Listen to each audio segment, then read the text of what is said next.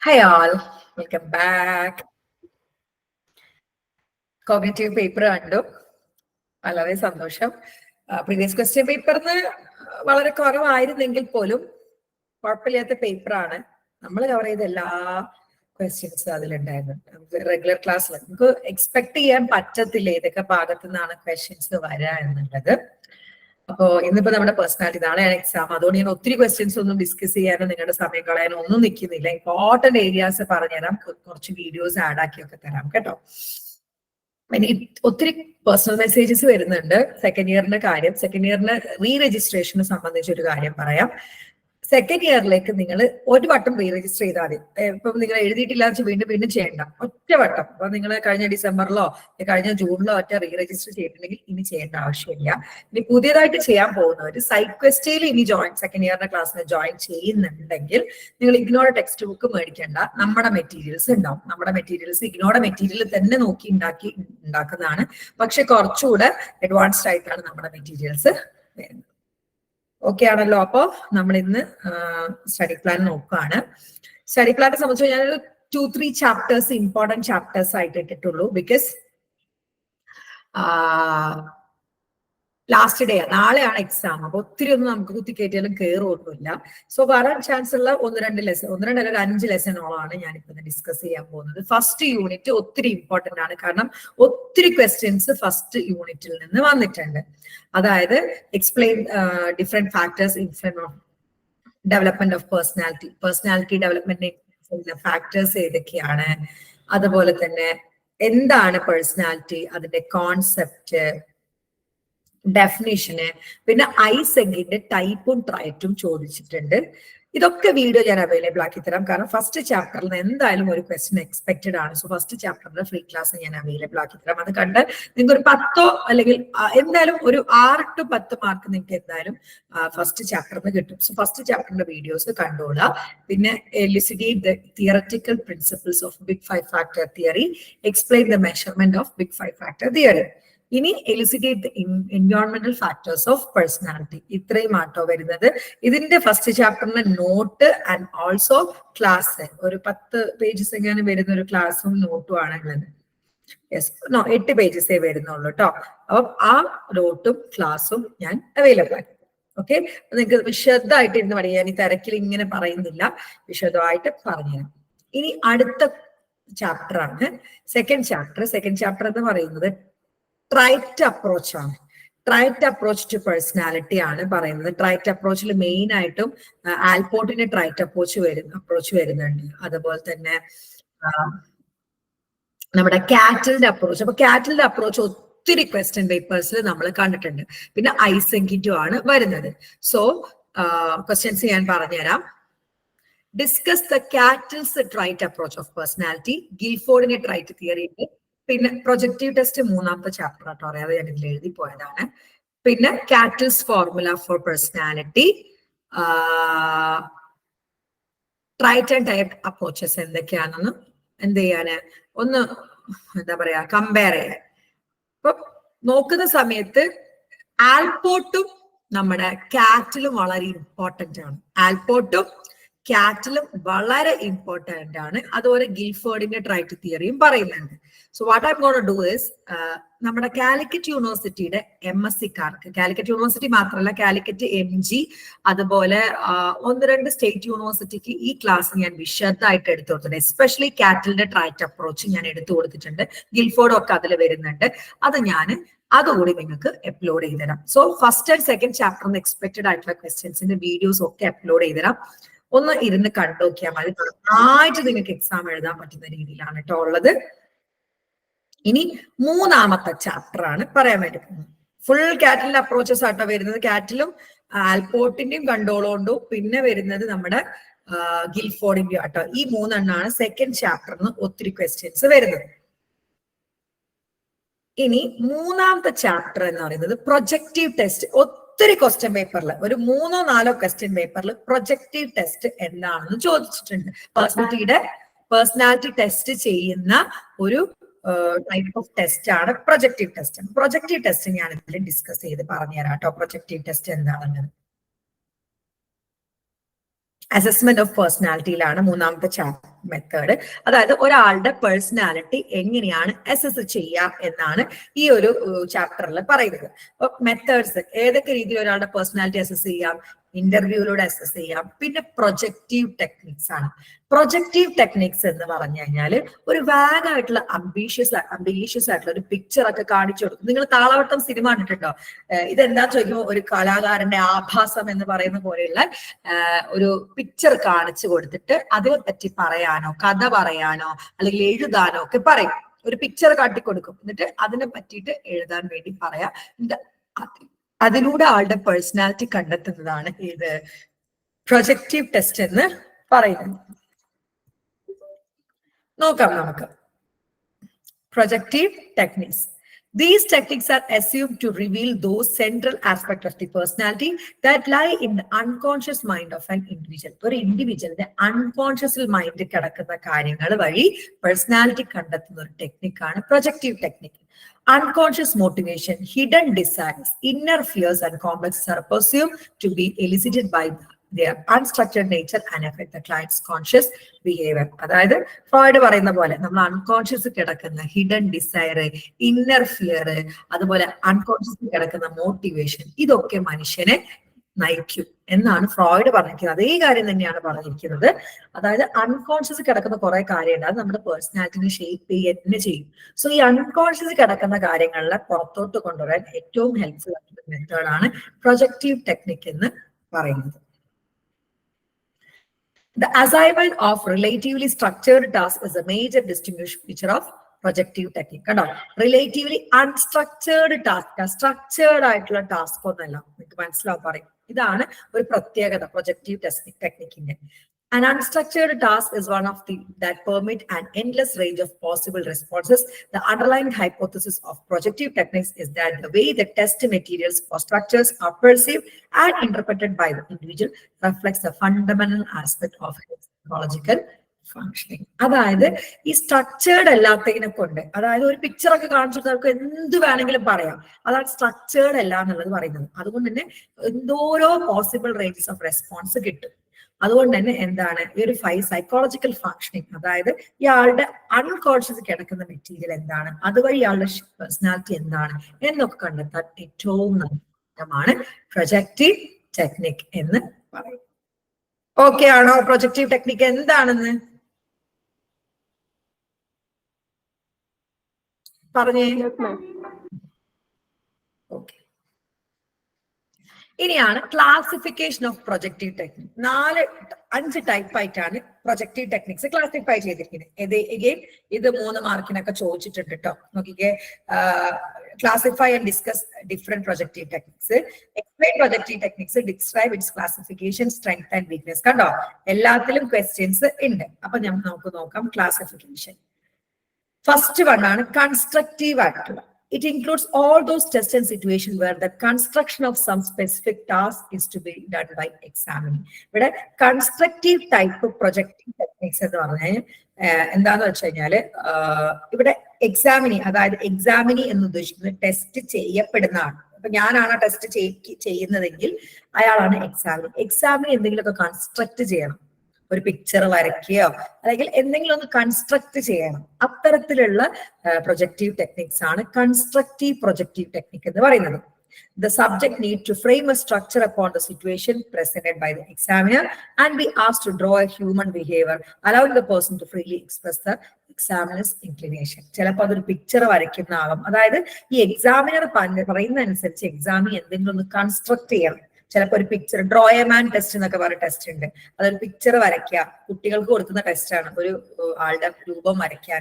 പിന്നെ a man, A house, A tree എന്ന് പറയുന്ന ടെസ്റ്റ് ഒക്കെ. അതായത് ഈ കൺസ്ട്രക്റ്റീവ് ടൈപ്പ് പ്രൊജക്റ്റീവ് ടെക്നിക്കില് എക്സാമിന് എന്തെങ്കിലുമൊക്കെ ഒന്ന് കൺസ്ട്രക്ട് ചെയ്യേണ്ടി വരും. അതാണ് കൺസ്ട്രക്റ്റീവ് ടൈപ്പ് പ്രൊജക്റ്റീവ് ടെക്നിക്. ഇനി കോൺസ്റ്റിറ്റ്യൂട്ടീവ് ടൈപ്പ് ആണ് രണ്ടാമത്തത്. This category includes those tests which require the examiner to constitute structure upon some given unstructured material. As for example, the Rorschach-Ingold test, Ingold technique. In this test, the examiner exposes own structure upon unstructured ink blot. അതായത് constitute എന്ന് പറയുന്നത് എക്സാമിന് എന്താക്കണം, ഈ സ്ട്രക്ചറിനെ constitute ചെയ്യണം. എന്തെങ്കിലും ഇപ്പൊ റോഷാർക്ക് ഇൻഗോൾഡ് bloat ടെസ്റ്റിൽ ഞാൻ കാണിച്ചു തരാം.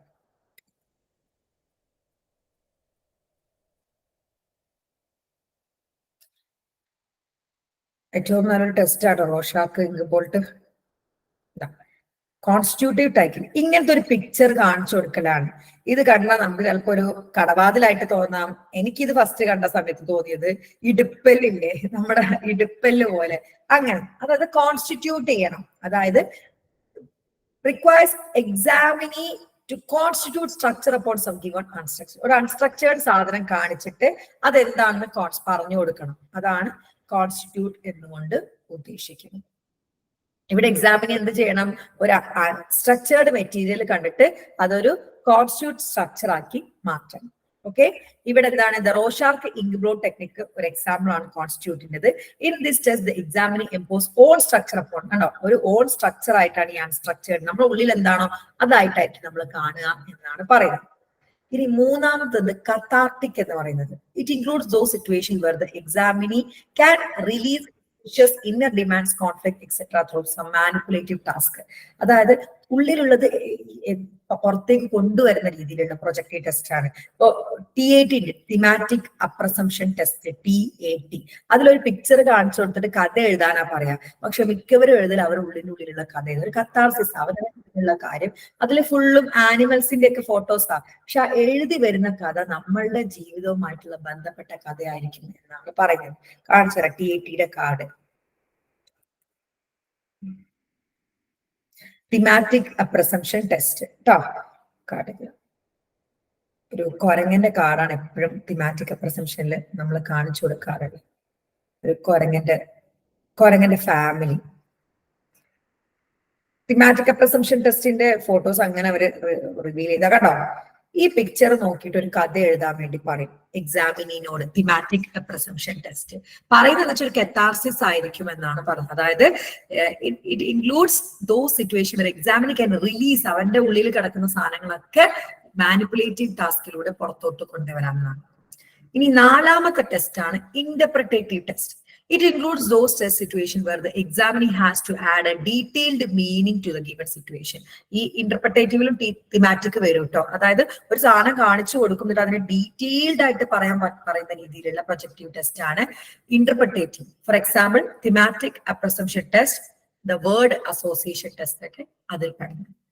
ഇനി അഞ്ചാമത്തെ കാറ്റഗറിയാണ്. This category includes all those technique through which the examiner get the opportunity to deposit his personality in the form of drawing, painting etcetera. ഡ്രോയിങ്ങിലൂടെയും പെയിന്റിങ്ങിലൂടെ ഒക്കെ തന്റെ ഉള്ളിലുള്ള കാര്യങ്ങൾ പുറത്തു കൊണ്ടിരിക്കുന്ന രീതിയിലുള്ള പേഴ്സണാലിറ്റി കൊണ്ടിരിക്കുന്ന ടെസ്റ്റ് ആണ് റിഫ്രാക്റ്റീവ് ടെസ്റ്റ് എന്ന് പറയുന്നത്. അതില് Frank cited and graphology is the best example of this category. ഈ റിഫ്രാക്റ്റീവ് കാറ്റഗറിയിൽ വരുന്ന ഏറ്റവും നല്ല എക്സാമ്പിൾ ആണ് ഫ്രാങ്ക് സൈറ്റഡ് ദാറ്റ് ഗ്രാഫോളജി എന്ന് പറയുന്നത്. ഓക്കെ ആണോ? ചോദിക്കട്ടെ? ചോദിച്ചോളൂ. ഈ ബ്ലോക്ക് 4 പ്രൊജക്റ്റീവ് ടെക്നിക്സിന്റെ ക്ലാസിഫിക്കേഷനിൽ 5 വരുന്നുണ്ടല്ലോ, എക്സ്പ്രസീവ്, കംപ്ലീഷൻ, ചോയ്സ് എന്നൊക്കെ പറയുന്നത്. അപ്പൊ നമ്മൾ ഏത് ടെക്നിക്സാ എഴുതുക? രണ്ടും ഒരേ സാധനം തന്നെയാണ്. പ്രൊജക്റ്റീവ് തന്നെ. ഇവര് പല ക്വസ്റ്റ്യൻസ് അങ്ങോട്ട് ഇങ്ങോട്ട് ഇട്ടിട്ടുണ്ട്. അതായത് നമ്മള് സ്റ്റാറ്റി എടുത്ത് നോക്കിയാൽ മതി. 3-4 പാഠത്തിൽ ടൈപ്പ് 1 ടൈപ്പ് 2 ഇററും ഉണ്ട്. അതുപോലെ ഇട്ടതാണ്, കുഴപ്പമില്ല. ശരിക്കും ക്ലാസിഫിക്കേഷൻ ഓഫ് പ്രൊജക്റ്റീവ് ടെക്നിക്സ് ഈ 5 എഴുതി വെക്കേണ്ടത്. ഇത് എഴുതി വെച്ചാൽ മതി കേട്ടോ. അപ്പൊ ഒന്നെന്ന് പറഞ്ഞാൽ കൺസ്ട്രക്ട്, നമ്മൾ എന്തെങ്കിലും കൺസ്ട്രക്ട് ചെയ്യേണ്ടി വരാം. ഒന്ന് കോൺസ്റ്റിറ്റ്യൂട്ടീവ്, അൺസ്ട്രക്ചേർഡ് ആയിട്ടുള്ള മെറ്റീരിയൽ കാണിച്ചിട്ട് സ്ട്രക്ചേർഡ് ആയിട്ടുള്ള കോൺസ്റ്റിറ്റ്യൂട്ട് ചെയ്യുക. മൂന്നാമത്തെ കത്താർട്ടിക്, ഉള്ളിലുള്ള ഇന്നർ വിഷ്, ഡിമാൻഡ്, കോൺഫ്ലിക്റ്റ് ഒക്കെ പുറത്തോട്ട് കൊണ്ടിരിക്കുക. നാലാമത്തെ ഇന്റർപ്രിറ്റേറ്റീവ്, ഒരു ഗിവൺ സിറ്റുവേഷനെ എലോബറേറ്റ് ചെയ്ത് ഡീറ്റെയിൽഡ് മീനിങ് കൊണ്ടുവരാം. അഞ്ചാമത്തെ റിഫ്രാക്റ്റീവ്, എഴുത്തിലൂടെയോ പിന്നെ വരയിലൂടെയോ ഒക്കെ അവരുടെ ഉള്ളിലുള്ള പേഴ്സണാലിറ്റി കൊണ്ടുവരും. ഓക്കെ ആണോ?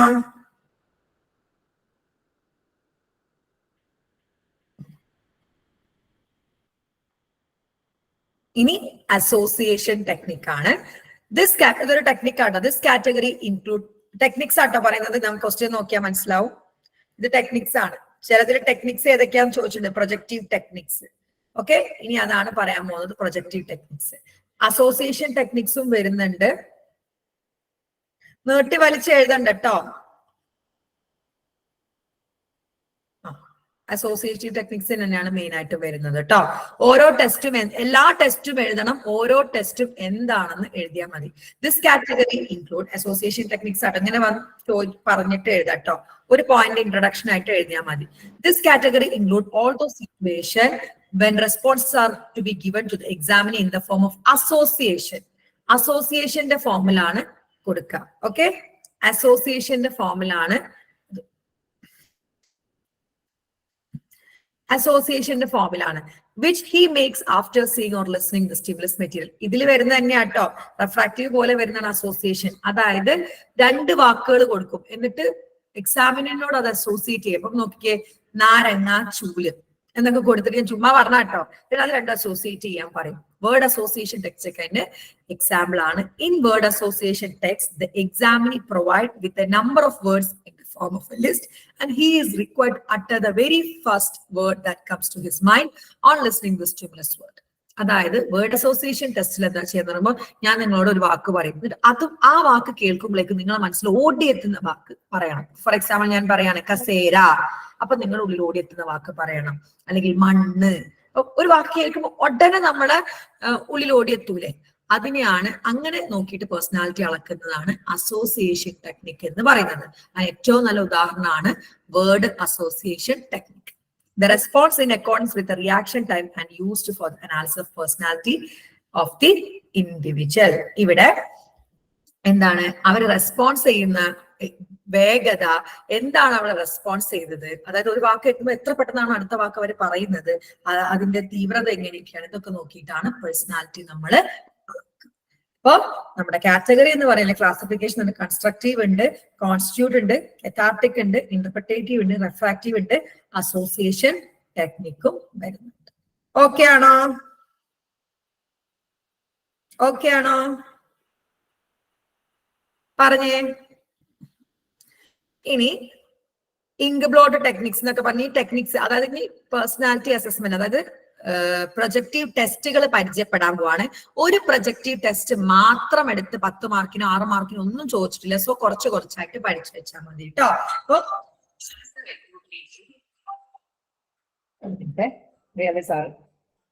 സൈലന്റ് ആക്കാൻ പോകും.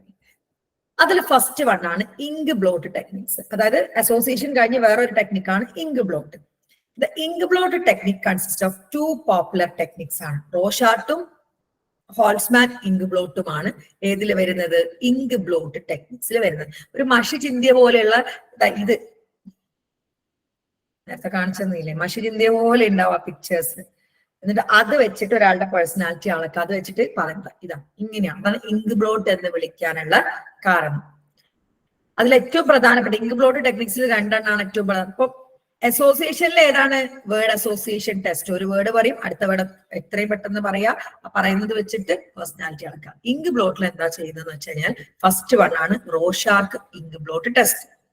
റോഷാർക്ക് ink blot test was developed in 1921 by Swiss psychiatrist Hermann Rorschach. It consists of 10 ink blot ആണ് വരുന്നത് കേട്ടോ. 5 in black ink on a white background and 5 in colored ink on a white background. കേട്ടോ, 5 എണ്ണം white ബാക്ക്ഗ്രൗണ്ടിൽ black and white, 5 എണ്ണം white ബാക്ക്ഗ്രൗണ്ടിൽ colour ആയിട്ട്. The Rorschach test is a measure of both the intellectual and non-intellectual personality trait. കേട്ടോ, intellectual ആയിട്ടുള്ളതും non intellectual ആയിട്ടുള്ള personality trait ഒക്കെ കണ്ടുപിടിക്കാൻ റോഷാർക്കിലൂടെ പറ്റും. While developing this technique, Rorschach experimented with a large number of ink blots which were administered to different psychiatric groups. അതായത് ഈ Swiss psychiatrist ആയിട്ടുള്ള Hermann റോഷാർക്ക് ആണല്ലോ ഇത് കണ്ടുപിടിച്ചത്. ഈ കണ്ടുപിടിക്കുന്ന സമയം ഒത്തിരി ഇങ്ക് ബ്ലോട്ട് ഒത്തിരി സൈക്യാട്രിക് ഗ്രൂപ്പ്സിനെ കാണിച്ച് അതിന് 5 എണ്ണം 10 എണ്ണം അദ്ദേഹം സെലക്ട് ചെയ്തതാണ്. On the basis of such clinical observation, various psychiatrists interpret the differentiate response characteristics were taken up in the scoring system.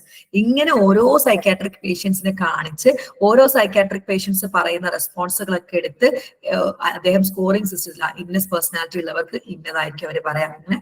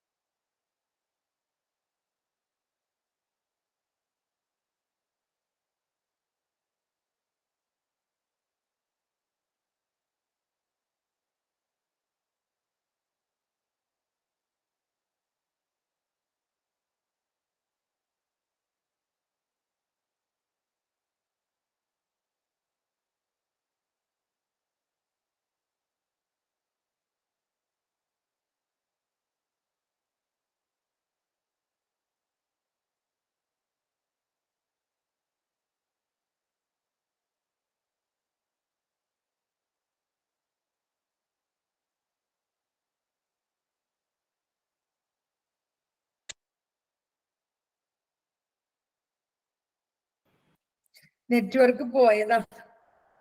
Really sorry, network ഒന്നും ദേ പോയി ഇതാ വന്നു. ഒത്തിരി പേര് ലെഫ്റ്റ് ആയി പോയല്ലോ.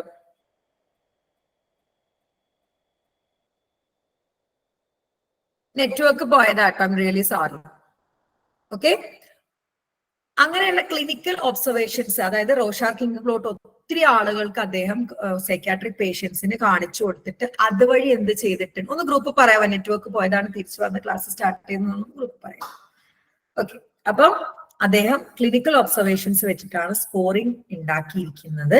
In the test the subjects are asked to simply state whether each includes look like them. വെറുതെ കാണിച്ചു കൊടുത്തിട്ട് ചോദിക്കാണ്, ഇത് കണ്ടാൽ നിങ്ങൾക്ക് എന്തായിട്ടാണ് തോന്നുന്നത്, അതായത് ഈ ഇങ്ക്ബ്ലോട്ട് കാണുമ്പോൾ നിങ്ങൾക്ക് എന്തായിട്ടാണ് തോന്നുന്നത്, ഇത് മാത്രമേ ചോദിക്കത്തുള്ളൂ കേട്ടോ. The responses are scored by the psychologist using predetermined categories on the key factors such as color and shape, movement, whether the whole or part blot has been seen, and whether the response is given in content to the whole or the particular details in the blot. ഇത് വളരെ important ആയിട്ടുള്ള point ആണ്. ഈ response നോക്കിയിട്ട് category ചെയ്യാൻ എങ്ങനെയാണെന്ന് അറിയാം. ഇവർ ഏത് കളറിലാണ് ഇത് കാണുന്നത്, എന്ത് ഷേപ്പാണ്, മൂവ് ചെയ്യുന്നുണ്ടോ, ഹോൾ പാർട്ടാണോ, അത് പിന്നെ പാർട്ടായിട്ടാണോ കാണുന്നത്, ഇങ്ങനെയുള്ള അവര് പറയുന്ന കാര്യങ്ങളൊക്കെ നോക്കിയിട്ടാണ് സ്കോറിംഗ് ചെയ്യുക. These blots are frequently used for personality description, diagnosis of mental disorder, and for behavior prediction. അപ്പം ഈ ഇൻക്ലൂഡിൽ കണ്ടിട്ട് അവര് പറയുന്ന റെസ്പോൺസ് വെച്ചിട്ട് ഇയാൾക്ക് എന്തെങ്കിലും മെന്റൽ ഡിസോർഡർ ഉണ്ടോ, ബിഹേവിയർ പ്രഡിക്ഷൻ നടത്താം, പേഴ്സണാലിറ്റി എന്താണെന്ന് ഡിസ്ക്രൈബ് ചെയ്യുകയൊക്കെ ചെയ്യാൻ പറ്റും. The whole procedure of the Rorschach test is combined set of 3 components ആണ്: performance, proper, enquiry and scoring. ഇങ്ങനെ 3 എണ്ണമായിട്ടാണ്. അപ്പം സ്വിസ് സൈക്യാട്രിസ്റ്റ് ആയിട്ടുള്ള ഹെർമൻ റോഷാർക്ക് 1921 ഡെവലപ്പ് ചെയ്തിട്ടുള്ളതാണ് റോഷാർക്ക് ഇങ്ക്ബ്ലോട്ട് ടെസ്റ്റ്. ഇന്റലക്ച്വൽ ആയിട്ടുള്ളത്, നോൺ ഇന്റലക്ച്വൽ ആയിട്ടുള്ള പേഴ്സണാലിറ്റി ട്രൈറ്റ്സ് ഒക്കെ കണ്ടെത്താൻ വേണ്ടി പറ്റും. അദ്ദേഹം ഒരുപാട് സൈക്യാട്രിക് പേഷ്യൻസിന് ഇത് കാണിച്ചു കൊടുത്ത് ഒത്തിരി ഗ്രൂപ്പ് ചെയ്ത് വെച്ചിട്ടുണ്ട്. ആ ഗ്രൂപ്പിംഗ് ഒക്കെ വെച്ചിട്ടാണ് സ്കോറിംഗ് ചെയ്യുന്നത്. ഇവിടെ ഒരു ഇങ്ക്ബ്ലോട്ട് കാണിച്ചു കൊടുത്ത് ഇത് കണ്ട് നിങ്ങൾക്ക് എന്താണ് തോന്നുന്നത് എന്നാണ് ചോദിക്കുക. സ്കോർ ചെയ്യല് അതിന്റെ ഷേപ്പ്, കളർ, അവർ പറയുന്നതിൽ ഷേപ്പ് എന്താണ്, കളർ എന്താണ്, മൂവ് ചെയ്യുന്നുണ്ടോ എന്നൊക്കെ നോക്കിയിട്ടാണ് ഇതുവഴി ഒത്തിരി മെന്റൽ ഡിസോർഡേഴ്സും ബിഹേവിയർ പ്രഡിക്ഷൻസും ഒക്കെ നടത്താൻ വേണ്ടി പറ്റും. ഇതാണ് റോഷാർക്ക് ഇങ്ക്ബ്ലോട്ട് ടെസ്റ്റ് എന്ന് പറയുന്നത്. ഓക്കെ ആണോ? പറഞ്ഞേ. ഇനി അടുത്തതാണ് ഹോൾസ്മാൻ ഇങ്ക്ബ്ലോട്ട് test. Holzman et al. Developed an inkblot test known as Holzman inkblot test (HIT). This test was developed by Holzman in order to remove the inherent technical difficulties of Rorschach, like unlimited number of responses, poor scorer reliabilities, etc. അതായത് റോഷാർക്ക് ഉണ്ടാക്കിയിട്ടുള്ള ഈ റോഷാർക്ക് ഇങ്ക്ബ്ലോട്ട് ടെസ്റ്റിന് ഒത്തിരി റെസ്പോൺസുകൾ ആളുകൾ പറയില്ല. അവർ photo കണ്ട ഓരോരുത്തരും ഓരോന്നൊക്കെ പറയല്. അതുപോലെ തന്നെ സ്കോറിംഗ് ഒക്കെ വളരെ പുവർ ആയിരുന്നു, റിലയബിലിറ്റി കുറവായിരുന്നു. അതൊക്കെ മറികടക്കാൻ വേണ്ടിയിട്ടാണ് ഈ ഹോൾസ്മാൻ ഈ ഇങ്ക്ബ്ലോട്ട് ടെസ്റ്റ്, അതായത് റോഷാർക്കിന്റെ ടെസ്റ്റിന്റെ ന്യൂനതകൾ മറികടക്കാൻ വേണ്ടിയിട്ടാണ് കണ്ടെത്തിയത്. There are 2 parallel forms, A and B ആണ്. 45 കാർഡ് ഉണ്ടാവും. Both coloured and achromatic, markedly asymmetric. Asymmetric ആയിട്ട് 45 കാർഡ് A, B എന്നുള്ള 2 ഫോംസ് ആണ് ഉണ്ടാവുക. 1 response per card is taken by the respondent. Each response is followed by a 2-fold simple question. ഓരോ response card എടുക്കും, 2 question ആണ്. What was the percept represented in the inkblot and what the perspective suggests about the blot? ഈ card എന്തായിട്ട് തോന്നുന്നു, നിങ്ങൾ എന്താണ് ഈ കാർഡിനെ പറ്റി സജസ്റ്റ് ചെയ്യുന്നത്? ഈ 2 ക്വസ്റ്റ്യൻ ആണ് അവരോട് ചോദിക്കുക. All the response are then classified under 22 response variable. അവർ പറയുന്ന എല്ലാ റെസ്പോൺസും 22 റെസ്പോൺസ് വേരിയബിളുടെ അണ്ടറിൽ ക്ലാസിഫൈ ചെയ്യും. It has been found that many researchers that Holzman test appear to be better standardized than Rorschach. റോഷാർക്കിനെക്കാളും നല്ലത് ഹോൾസ്മാൻ ആണെന്ന് ഒത്തിരി പേര് പറയുന്നുണ്ട്. Also, the score reliability of Holzman inkblot test is highly satisfactory. നല്ല reliability ഉണ്ട്. Validity data of Holzman inkblot test also have yielded satisfactory result. It has also overcome the problem of productivity ratio by specifying the number of responses. Recently, Holzman have also developed a variant of Holzman's inkblot test, HIT-25, consisting of 25 cards. ഇപ്പോൾ അതിന്റെ ഒരു ചെറിയ വകഭേദം കണ്ടെത്തിയിട്ടുണ്ട്, 25 കാർഡുള്ള രീതിയിൽ. It has also been found to be successful in diagnosing schizophrenia. മതിഭ്രമം, ചിത്തഭ്രമം എന്നൊക്കെ വിളിക്കുന്ന schizophrenia diagnose ചെയ്യാനും ഹോൾസ്മാൻ ഇൻഗ്ബ്ലോട്ട് ടെസ്റ്റ് നല്ലതാണ്. അപ്പം ഹോൾസ്മാൻ ഹോൾസ്മാനും കുറച്ചു പേരും ചേർന്ന് 1961 കണ്ടെത്തിയിട്ടുള്ള ടെസ്റ്റ് ആണ് ഹോൾസ്മാൻ ഇൻഗ്ബ്ലോട്ട് ടെസ്റ്റ് HIT. അത് ഹോൾസ്മാൻ എന്തിനാണ്? ഈ റോഷാർക്കിന്റെ ടെസ്റ്റിന് സ്കോറിംഗ് വളരെ പോറായിരുന്നു, റിലയബിലിറ്റി കുറവായിരുന്നു. ഇതൊക്കെ മറികടക്കാൻ വേണ്ടിയിട്ടാണ് ഉണ്ടാക്കിയത്. 45 കാർഡ് അടങ്ങുന്ന AB2 ഫോംസ് ആണ്. ഒരെണ്ണം പിക്ക് ചെയ്യുക. കളേർഡും ഉണ്ട്, അക്രോമാറ്റിക് ഒക്കെ ഉണ്ട് കേട്ടോ. ഒരെണ്ണം പിക്ക് ചെയ്യുക. 2 ക്വസ്റ്റ്യൻസ് ആണ് ചോദിക്കുക.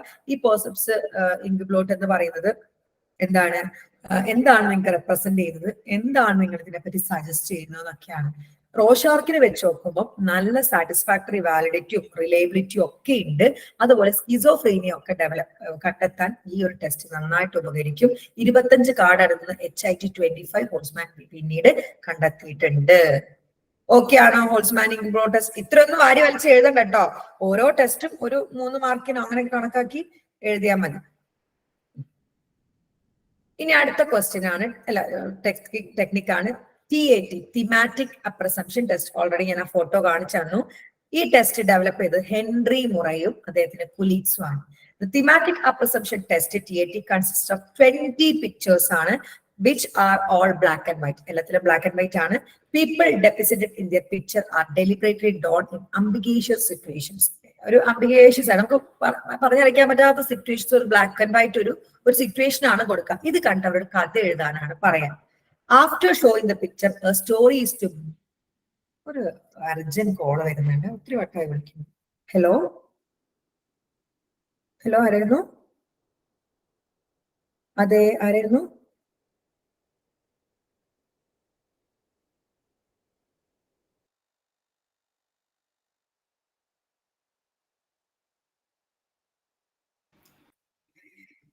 യൂട്യൂബിൽ നിന്ന് കോൾ കണ്ടിട്ട് ഒത്തിരി പേര് വിളിക്കുന്നുണ്ട്, അങ്ങനെയുള്ള കോളാട്ടോ. Okay. After showing the picture, the story to be told by the client about the person or people in the picture. ആ ഫോട്ടോ കണ്ടിട്ട് സ്റ്റോറി പറയണം, അതിലുള്ള ആളുകളെ പറ്റി ഒരു കഥ പറയണം. ഞാനൊരു ഫോട്ടോ കാണിച്ചു തന്നില്ല നിങ്ങൾക്ക്?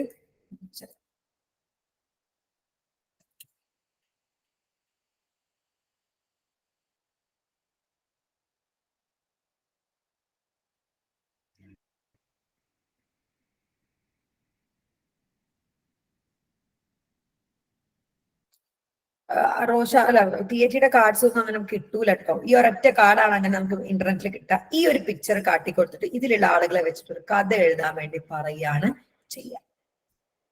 They have to say what is happening in the picture. എന്താണ് പിക്ചറിൽ, what has caused the event and what could be have taken place in the past and what could be in the future. എന്താണ് ഇപ്പൊ നടന്നുകൊണ്ടിരിക്കുന്നത്, പാസ്റ്റിൽ എന്തായിരിക്കാം നടന്നത്, പ്രസന്റിൽ. ഞാനൊക്കെ എഴുതിയിട്ടുണ്ട്, ഞങ്ങൾക്ക് PGയിൽ ഉണ്ടായിരുന്നത്. ഞാൻ എഴുതിയ കഥ, ഈ കൊച്ചിന്റെ അമ്മ മരിച്ചതാണ്. അപ്പൊ ഈ കൊച്ചിന്റെ ഗ്രാൻഡ് മദർ പറഞ്ഞോണ്ട് അച്ഛൻ വേറെ കല്യാണം കഴിഞ്ഞ് ഈ കല്യാണത്തിന് സമ്മതിക്കണം എന്നൊക്കെയുള്ള രീതിയിൽ ഇതിന് ഇവിടുന്ന് ഇങ്ങനെ പറയാണ്. ഈ കൊച്ചിന് ഒത്തിരി സങ്കടമായി, അങ്ങനെയൊക്കെയുള്ള രീതിയിലാണ് ഞാൻ കഥ എഴുതിയിട്ടുണ്ടായിരുന്നത് കേട്ടോ. അങ്ങനെ the story narrated by the client is interpreted by the psychologist. ഈ ക്ലയന്റ് പറയുന്ന കഥ ഇന്റർപ്രറ്റ് ചെയ്ത സൈക്കോളജിസ്റ്റ് ആണ്, who tries to look for revealing statement and projection of the client's hidden emotion into the characteristics in the picture. അതായത് നമ്മുടെ ഉള്ളിലുള്ള ഈ hidden emotion ആയിരിക്കും ഈ പിക്ചറുള്ള ക്യാരക്ടറിസ്റ്റിക്സ് ആയിട്ട്, ക്യാരക്ടേഴ്സിന്റെ ഇമോഷൻസ് ആയിട്ട് നമ്മൾ പറയാനാണ്. അതായത് ഇതിലുള്ള ആളുകളുടെ അവസ്ഥയായിട്ട് നമ്മൾ പറയാ എന്നാണ് ആര് പറഞ്ഞത്? ഹെൻറി മുറൈ പറഞ്ഞത്. In the original interpretation method of TAT scores, the examiner first determine who is the hero. ആര് നമ്മൾ ചെയ്യിക്കുക, ഇതിലൊരു ഹീറോ ഉണ്ടാവും. ആരാണ് ഹീറോ എന്ന് തീരുമാനിക്കാൻ. ഞാൻ ആ കുഞ്ഞിനെയാണ്, ആ കുഞ്ഞി മങ്കീനെയാണ് ഹീറോ ആയിട്ട് പറഞ്ഞത്. The character of the either sex with whom the respondent presumably identify himself or herself. ഈ ഹീറോ ആയിട്ട് നമ്മൾ കണക്കാക്കുന്ന ആളായിരിക്കും നമ്മളെന്നാണ് ശരിക്കും ടെസ്റ്റിലൂടെ പറഞ്ഞത്. The content of the stories is then analyzed in the reference of Murray's list of needs and press achievements. Affiliation and aggression are the examples of need, where press refers to environmental forces that may facilitate or interfere with the need satisfaction. ഈ പറയുന്ന കഥയിലെ content എന്താ? രണ്ടായിട്ട് തരംതിരിക്കും. Henry മുറയുടെ നീഡ്സും ഉണ്ട്, പ്രസ്സും ഉണ്ട്. Needs എന്നുകൊണ്ട് ഉദ്ദേശിക്കുന്നത് എന്താണ്? അഫിലിയേഷൻ, അച്ചീവ്മെന്റ്, അംഗീകാരം, അച്ചീവ് ചെയ്യുക, അതൊക്കെയാണ് നീഡ്സ്. പ്രസ് എന്ന് ഉദ്ദേശിക്കുന്നത് സമൂഹം അല്ലെങ്കിൽ നമ്മൾ ചുറ്റുപാട് നമുക്ക് തരുന്ന പ്രഷർ. ബാങ്ക് വിളിക്കുന്നുണ്ട്. ജസ്റ്റ് ഒന്ന് വെയിറ്റ് ചെയ്യണേ.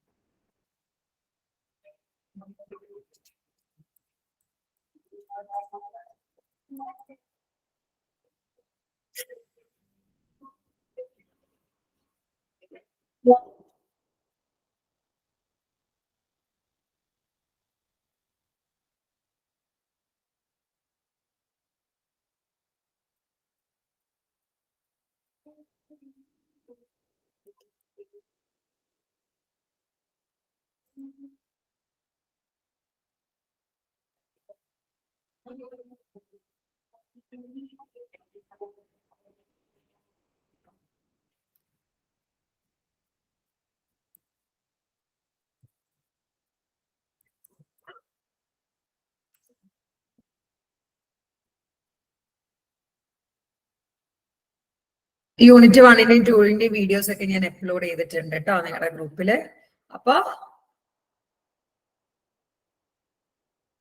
however, thematic apperception test has been used extensively in the research of personality, but the high variations in administration and scoring procedural association with the thematic apperception test have made it quite difficult to investigate the psychometric properties.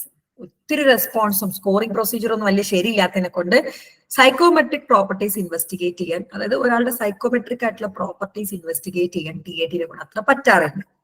Nevertheless, the value of TAT has been confirmed and also clinical utility of various versions of TAT, both for traditional and specific application, has been established. Valued ആണ് ഒത്തിരി സിറ്റുവേഷൻസിൽ ഉപയോഗിക്കാറും.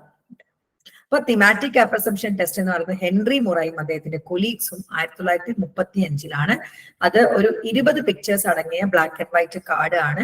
ഓരോന്നിലും ഓരോ situation ആണ് ഉണ്ടാവുക. ഓരോന്നും കാണിച്ചിട്ട് ക്ലയന്റിനോട് കഥ പറയാനാണ് പറയാം. ഇവിടെ ഈ കഥയിലെ നമ്മൾ പറയുന്ന കഥ നമ്മുടെ ഉള്ളിൽ ഇമോഷൻസ് ആയിരിക്കും എന്നാണ് പറയുന്നത്. അത് മുറയുടെ നീഡും പ്രസ്സുമായിട്ട് ഓരോ റെസ്പോൺസ് എടുത്തിട്ടാണ് നമ്മൾ ആളുടെ പേഴ്സണാലിറ്റി നോക്കുന്നത്. പക്ഷെ അതിന്റെ സ്കോറിംഗ് ഒക്കെ ഒത്തിരി ഡിഫിക്കൽട്ട് ആയതുകൊണ്ട് സൈക്കോമെട്രിക് പ്രോപ്പർട്ടീസ് ഇൻവെസ്റ്റിഗേറ്റ് ചെയ്യുക എന്ന് പറയുന്നത് ബുദ്ധിമുട്ട്. ഓക്കെ ആണോ? ഓക്കെ ആണോ? അടുത്തതാണ് sentence completion test. Other than these two well-known projects, റോഷാർക്കും ഇൻഗ്ലോട്ടും ഹെൽമോൺസും അല്ലാതെ ഉള്ളതാണ്. There are some other types of projective tests which include sentence completion test, draw a person test, and house tree person test. In the sentence completion test, verbal materials is used. Or sentence in pagudi parim adu avarodu complete cheyananu paraya. Various incomplete sentences are given to the subject to complete them. Some of the incomplete sentences are like example, I feel very, I wish my mother. ഇനി അടുത്തത് the subject has to complete the sentence as way he wish he desired. അയാൾക്ക് ഇഷ്ടമുള്ള പോലെ complete ചെയ്യും. അതിലൂടെ അയാളുടെ personality കണ്ടെത്തും. അതാണ് സെന്റൻസ് കംപ്ലീഷൻ ടെസ്റ്റ്. ഇത് കൂടാതെയുള്ള ഒരു ടെസ്റ്റ് ആണ് draw a person, house tree person. The client is suppose to draw the named items on a white sheet. ഒരു വൈറ്റ് ഷീറ്റ് കൊടുക്കും. ഡ്രോ എ പേഴ്സൺ ടെസ്റ്റിൽ ഒരു പേഴ്സണിനെ വരയ്ക്കാനാണ് പറയാ. ഇനി ഹൗസ് ട്രീ പേഴ്സണിൽ ഒരു വീടും ഒരു ട്രീയും ഒരു മനുഷ്യനെയും വരയ്ക്കാൻ പറയും. ഇത് മൂന്ന് നോക്കിയിട്ട് ആളുടെ പേഴ്സണാലിറ്റി നോക്കാം. ഇത്രയും പ്രൊജക്റ്റീവ് ടെക്നിക്സ് ആണ് ഉള്ളത്. അപ്പൊ ഏതൊക്കെയായിരുന്നു? നമ്മുടെ വേർഡ് അസോസിയേഷൻ ടെസ്റ്റ് ഉണ്ട്, റോഷാർക്ക് ഇങ്ക് ബോട്ട് ഉണ്ട്, പിന്നെ നമ്മുടെ ഹോൾസ്മാൻ ഇങ്ക് ബ്ലോട്ട് ഉണ്ട്, തിമാറ്റിക് പ്രസംഷൻ ഉണ്ട്, സെന്റൻസ് കംപ്ലീഷനും ഉണ്ട്, draw a man, house, A tree, A human. അതും ഇത്രയുമാണ് വരുന്നത്. എല്ലാം എഴുതാൻ ശ്രമിക്കുക, വാരി വലിച്ച് എഴുതണം. ഇപ്പൊ ഇത് കേട്ടത് വെച്ച് നിങ്ങൾക്ക് കുറെ കണ്ടന്റ് കിട്ടിയിട്ടുണ്ടാവും, അത് നിങ്ങളുടെ സ്വന്തം ഭാഷയിലാക്കി എഴുതാൻ വേണ്ടി ശ്രമിക്കുക. ഓക്കെ ആണോ? പറഞ്ഞേ. ഓടിച്ചിട്ട് പറഞ്ഞതാട്ടോ. അപ്പൊ 3ാമത്തെ ചാപ്റ്ററിൽ അതാണ് ഏറ്റവും ഇമ്പോർട്ടന്റ് ആയിട്ട് വരുന്നത്. ഇനി 4ാമത്തെ ചാപ്റ്ററിലും വേറെ ഏതൊക്കെയോ ചാപ്റ്ററിൽ വരുന്നുണ്ട്. ഹ്യൂമനിസ്റ്റിക് തിയറി ഓഫ് പേഴ്സണാലിറ്റിയും മാസ്ലോയുടെ തിയറിയുമാണ് ചോദിക്കുന്നത്. ഹ്യൂമനിസ്റ്റിക്കും ചോദിക്കുന്നുണ്ട്, മാസ്ലോയുടെ തിയറിയും ചോദിക്കുന്നുണ്ട്. എഗെയിൻ ഒത്തിരി പറയാനുള്ള തിയറീസ് ആണ്, ഇപ്പൊ പറഞ്ഞാലൊന്നും തീരില്ല. What I M gonna do is നിങ്ങൾക്ക് അതും ഞാൻ അപ്ലോഡ് ചെയ്തുതരാം. നമ്മൾ എൻട്രൻസ് കോച്ചിങ്ങിന് കൊടുത്ത ക്ലാസ്സസ് ആണ്. ഒന്നും അറിയാത്തവർ അത് കണ്ടാൽ മതി, നല്ല വിശദമായിട്ടുണ്ട്. നമ്മൾ PGക്കാർക്ക് എൻട്രൻസ് കോച്ചിങ്ങിന് കൊടുക്കുന്ന ക്ലാസ്സസ് ഫ്രീ ക്ലാസ് ആണ്, യൂട്യൂബിലുള്ള ക്ലാസ്സസ് തന്നെയാണ്. ഹ്യൂമനിസ്റ്റിക് എന്താണെന്നും നമ്മുടെ മാസ്ലോയുടെ തിയറി എന്താണെന്നും അതിൽ കംപ്ലീറ്റ് ആയിട്ട് പറയുന്നുണ്ട്. ഓക്കെ ആണോ? ഓക്കെ ആണോ? ഹ്യൂമനിസ്റ്റിക് ഒക്കെ തുടങ്ങിയാൽ ഞാൻ നിർത്തൂല, അതുകൊണ്ടാണ്. ഇനി അഗെയിൻ 7ാമത്തെ ചാപ്റ്ററിൽ കുറച്ച് ഇമ്പോർട്ടന്റ് ക്വസ്റ്റ്യൻസ് വരുന്നുണ്ട്. ഓപ്പറന്റ് കണ്ടീഷനിങ്, റീഇൻഫോഴ്സ്മെന്റും പണിഷ്മെന്റ് ഒക്കെ വരുന്ന ഓപ്പറന്റ് കണ്ടീഷനിങ്, അതായത് ഒരാളുടെ പേഴ്സണാലിറ്റിനെ ഷേപ്പ് ചെയ്യുന്നത് അയാൾക്ക് കിട്ടുന്ന റെസ്പോൺസ്, അതായത് പോസിറ്റീവ് റെസ്പോൺസ്. റീഇൻഫോഴ്സ്മെന്റ് ആണ് കിട്ടുന്നതെങ്കിൽ അയാൾ തുടർന്നുകൊണ്ടിരിക്കും, പണിഷ്മെന്റ് ആണ് കിട്ടുന്നതെങ്കിൽ അയാൾ തുടരില്ല എന്നുള്ള രീതിയിലാണ് ഈ ഓപ്പറന്റ് കണ്ടീഷനിങ് വരുന്നത്. എഗെയിൻ ഓപ്പറന്റ് കണ്ടീഷനിങ് വളരെ ഇമ്പോർട്ടന്റ് ആണ്, നന്നായിട്ട് നോക്കാം. ഞാൻ ജസ്റ്റ് ഒന്ന് പറഞ്ഞുതരാം കേട്ടോ, ഒത്തിരി പറയാനുള്ളത് കൊണ്ടാട്ടോ. നമ്മൾ പേഴ്സണാലിറ്റി എപ്പോഴോ എടുത്തു കഴിഞ്ഞതാണ്, കംപ്ലീറ്റ് ക്ലാസ്സും എടുത്തു കഴിഞ്ഞതാണ്. അതുകൊണ്ടാണ് ഞാൻ അധികം വിശദീകരിക്കാത്തത് കേട്ടോ.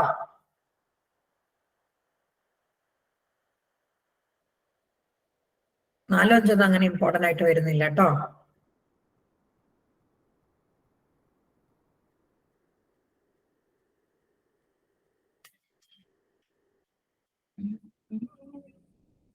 ലേണിംഗ് തിയറിയിൽ പാവ്ലോയും സ്കിന്നറും ആണ് വരുന്നത്. പാവ്ലോയുടെ ക്ലാസിക്കൽ കണ്ടീഷനിങ് ആണ് വരുന്നത്, സ്കിന്നറിന്റെ ഒപ്പറന്റ് കേട്ടോ. ക്ലാസിക്കൽ കണ്ടീഷനിങ് സ്കിന്നറിന്റെ ഒക്കെ ക്ലാസ്സസ് PGക്കാർക്ക് കൊടുത്തതുണ്ട്. ഞാൻ ജസ്റ്റ് ഒന്ന് നിങ്ങൾക്ക് ഒട്ടും അറിയാത്തവർ അത് കണ്ട അത്യാവശ്യം കാര്യങ്ങളൊക്കെ എഴുതാൻ വേണ്ടി പറ്റും. അപ്പൊ BS സ്കിന്നറിന്റെ ലേണിംഗ് തിയറി ഓഫ് പേഴ്സണാലിറ്റി ആണ് പറയുന്നത്. Skinner's theory of personality like other learning theories of personality did not grow out of the therapeutic situation.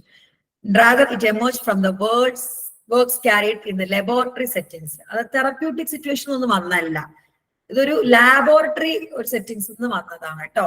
Skinner derive his principle of learning from the study of individual subject in precisely controlled condition. അതായത് മറ്റ് personality തിയറികളൊക്കെ ഒരു therapeutic situation ഒക്കെ വഴി develop ചെയ്ത് വന്നതാണ്. പക്ഷേ Skinner അത് completely lab oriented ആയിട്ട് ഡെവലപ്പ് ചെയ്ത് വന്നിട്ടുള്ള ഒരു തിയറി ആണ് കേട്ടോ. അതായത് റീഇൻഫോഴ്സ്മെന്റ് ഇവിടെ നോക്കിയാൽ മതി. According to Skinner's study of personality can be done on the base of systematic and precise evaluation of individuals genetic and idiosyncratic learning history.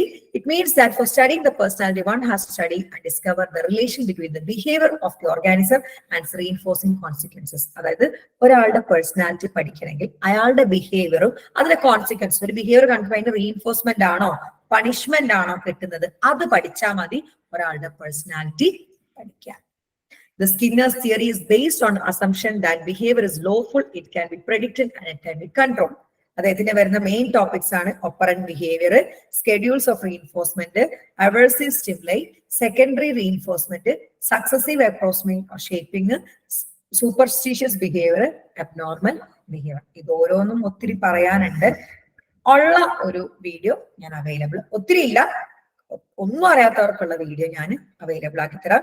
ഒത്തിരി ക്വസ്റ്റ്യൻ പേപ്പറിൽ കണ്ടിട്ടുള്ള ഒരു ക്വസ്റ്റ്യൻ ആണ് എന്ത്, ഓപ്പറന്റ് കണ്ടീഷനിങ്, അതുപോലെ സ്കെഡ്യൂൾസ് ഓഫ് റീഇൻഫോഴ്സ്മെന്റ് എന്നൊക്കെ പറയും. Okay ആണോ? പാവ്ലോഡിയും ചോദിച്ചിട്ടുണ്ട് കേട്ടോ, 10 മാർക്കിന് തന്നെ ചോദിച്ചിട്ടുണ്ട്, ക്ലാസിക്കൽ കണ്ടീഷനിങ്ങും ഒപ്പറന്റ് കണ്ടീഷനിങ്ങും. ഓക്കെ ആണോ? അപ്പം 1, 2, 3, 4, 7 ഈ ചാപ്റ്റേഴ്സിൽ ഒത്തിരി ക്വസ്റ്റ്യൻസ് റിപ്പീറ്റഡ് ആണ്. പിന്നെ ഉള്ളതിലൊന്നും അത്യാവശ്യം റിപ്പീറ്റഡ് ആയിട്ട് ക്വസ്റ്റ്യൻസ് വന്നിട്ടില്ല. ഇമ്പോർട്ടന്റ് അല്ലാന്നല്ല കേട്ടോ, ഇനി വന്നിരിക്കുന്നത് 15ാമത്തെ ചാപ്റ്ററിലാണ്. ഒത്തിരി വട്ടം റിപ്പീറ്റഡ് ആണ്. ബിഹേവിയറൽ അസസ്മെന്റ് എന്താണ്, അതിന്റെ കോമൺ ക്യാരക്ടറിസ്റ്റിക്സ് എന്താണ് എന്നൊക്കെയാണ് ചോദിച്ചിട്ടുള്ളത്. 15ാമത്തെ ചാപ്റ്റർ നോക്കാം. ബിഹേവിയറൽ അസസ്മെന്റ് ആട്ടോ ചോദിച്ചിട്ടുള്ളത്.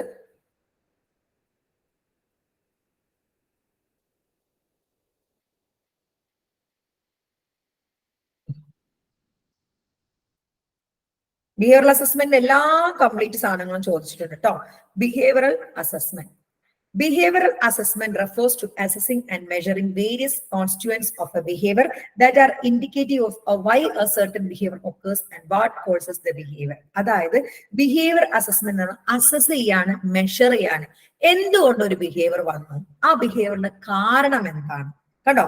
വൈ സർട്ടൻ ബിഹേവിയർ occurs, എന്തുകൊണ്ട്, എന്താണ് അതിന്റെ കാരണം. ഒരാളിപ്പം പിന്നെ ആക്സിഡന്റ് കണ്ടപ്പോൾ ഫോട്ടോ എടുക്കുകയാണ് ചെയ്തത്. അതിന്റെ കാരണം എന്തായിരിക്കാം? ഇത് അസസ് ചെയ്യാം, മെഷർ ചെയ്യാം. അതിനെയാണ് ബിഹേവിയറൽ അസസ്മെന്റ് എന്ന് പറയുന്നത്. These would include overt behaviors, feelings and cognitions and their controlling variable that could be both within the individual and outside of the individual. Overt ആയിട്ട് കാണിക്കുന്ന ബിഹേവിയർ, ഫീലിങ്സ്, കോഗ്നിഷൻസ് അവരും അവിടെ ചുറ്റുപാടുമായിട്ട്. Behavioral assessment focus on what a person does rather than on what a person has. എന്ത് ചെയ്യുന്നു, അതാണ് behavioural assessment. എന്ത് ചെയ്യുന്നു എന്നതിലാണ് കോൺസെൻട്രേറ്റ് ചെയ്യുന്നത്. Common characteristics and assumptions of behavioural assessment methods. Question paper നോക്കിയാൽ മനസ്സിലാവും. ഈ കോമൺ ക്യാരക്ടറിസ്റ്റിക്സ് ഒത്തിരി എണ്ണത്തിൽ ചോദിച്ചിട്ടുണ്ട് ക്വസ്റ്റ്യൻ പേപ്പറിൽ. അപ്പൊ എന്തൊക്കെയാണ് കോമൺ ക്യാരക്ടറിസ്റ്റിക്സ്? They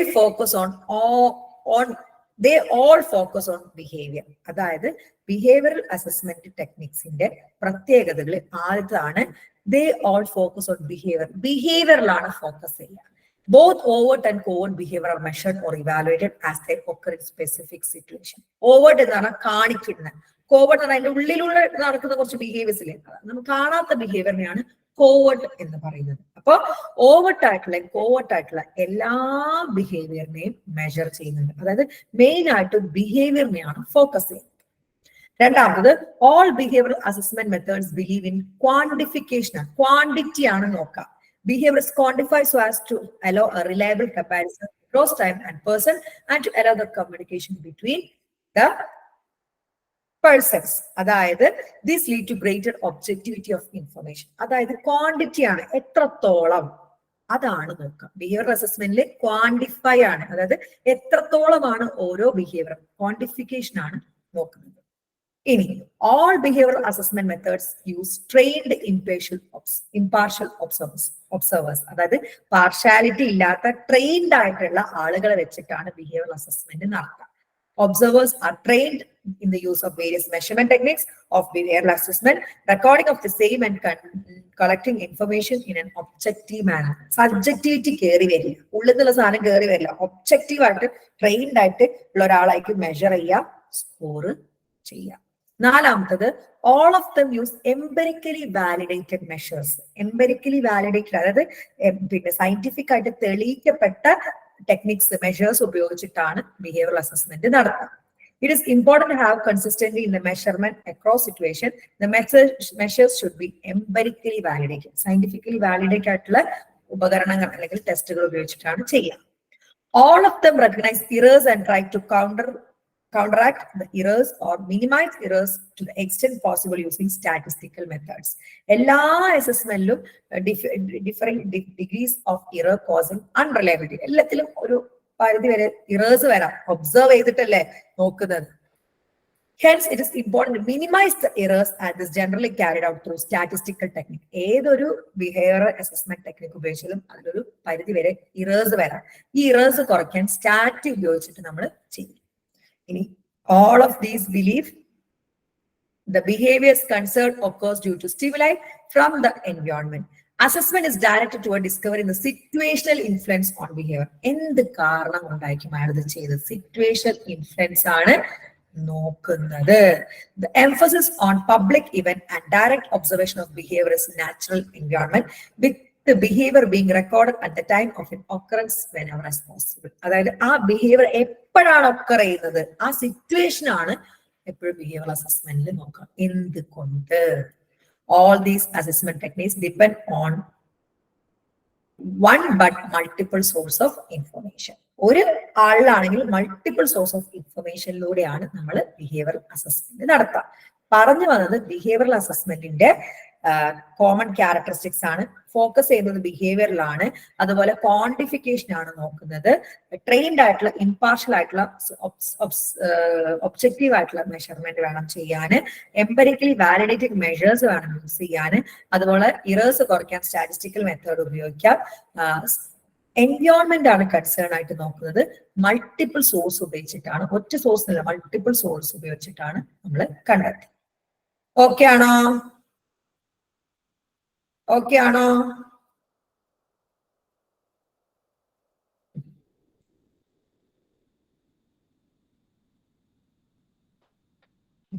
ടൈപ്സും ഒത്തിരി ക്വസ്റ്റ്യൻ പേപ്പറിൽ ചോദിച്ചിട്ടുണ്ട്. ടൈപ്സ് കൂടി ഞാൻ പറഞ്ഞുതരാം. ഡയറക്റ്റ് അസസ്മെന്റ് ഉണ്ട്. ഫസ്റ്റ് വൺ ഡയറക്റ്റ് ആണ്. Here the recording of A behaviour is done as occur in situation. Direct ആയിട്ട് അസസ് ചെയ്യാം. ആ സിറ്റുവേഷൻ നമ്മൾ ഡയറക്റ്റ് ആയിട്ട് മെഷർ ചെയ്യുകയാണെങ്കിൽ ഡയറക്റ്റ്. ഇനി അനലോഗ് അസസ്മെന്റ് ഉണ്ട്. This involves measuring of behaviour under simulated condition as the time by behaviour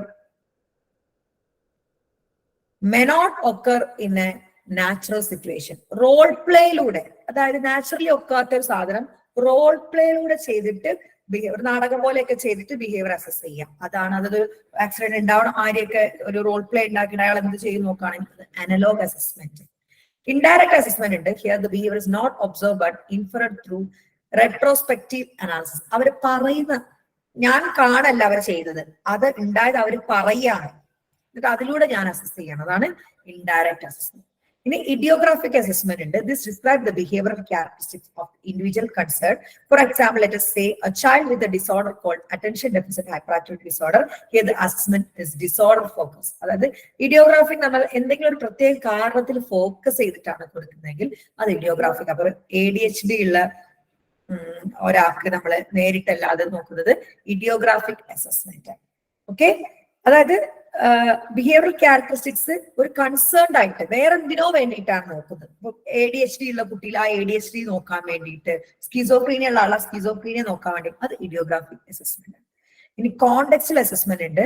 the stimuli in the environment that calls that behaviour are in focus in this method. അവിടെ context, ആക്സിഡന്റിനെയാണ് focus ചെയ്തിട്ട് നമ്മൾ assess ചെയ്യുന്നെങ്കിൽ അത് contextual ആണ്. Okay, ആക്സിഡന്റിനെ focus ചെയ്തിട്ടാണ്, സിറ്റുവേഷനെയാണ് നമ്മൾ focus ചെയ്യുന്നത്, അത് കോണ്ടെക്സ്റ്റൽ അസസ്മെന്റ് ആണ്. എത്ര ടൈപ്പാണ്? Direct, analogue, indirect, idiographic, contextual. Okay ആണോ? ഓക്കെ ആണോ?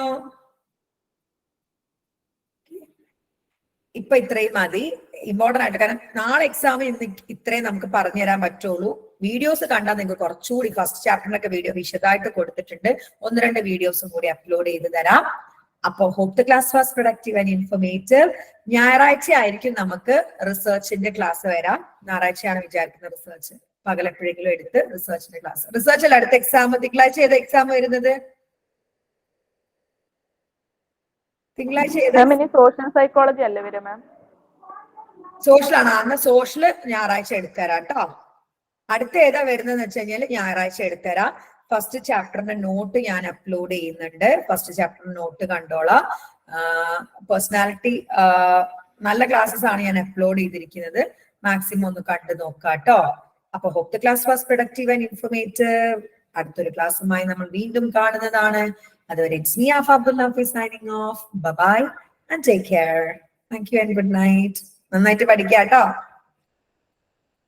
നാളെ ഞാൻ ഉണ്ടാവില്ല, ഒരു കുഞ്ഞു ട്രിപ്പ് പോവാണ് കേട്ടോ. നാളെ മോന്റെ സ്കൂളിൽ നിന്ന് ഒരു ചെറിയ ട്രിപ്പ് പോവാണ്. നാളെ ചിലപ്പോൾ അവൈലബിൾ ആയിരിക്കില്ല, രാത്രിയാവും വരാം. Thank you ma'am. പിന്നെ ഇതില് കേസ് സ്റ്റഡി മെത്തേഡ്, ഇന്റർവ്യൂ എന്നൊക്കെ പറയണ്ടല്ലോ, അത് എന്തിലാ വരണേ? അതും മെത്തേഡ്സ് ആണ്. ബിഹേവിയറൽ അസസ്മെന്റിന്റെ വേറെ വേറെ മെത്തേഡ്സ് ആണ്. ഐ മീൻ ബിഹേവിയറൽ അസസ്മെന്റ് അല്ലാത്ത മെത്തേഡ്സ് ആണ് വരുന്നത്. കേസ് സ്റ്റഡിയും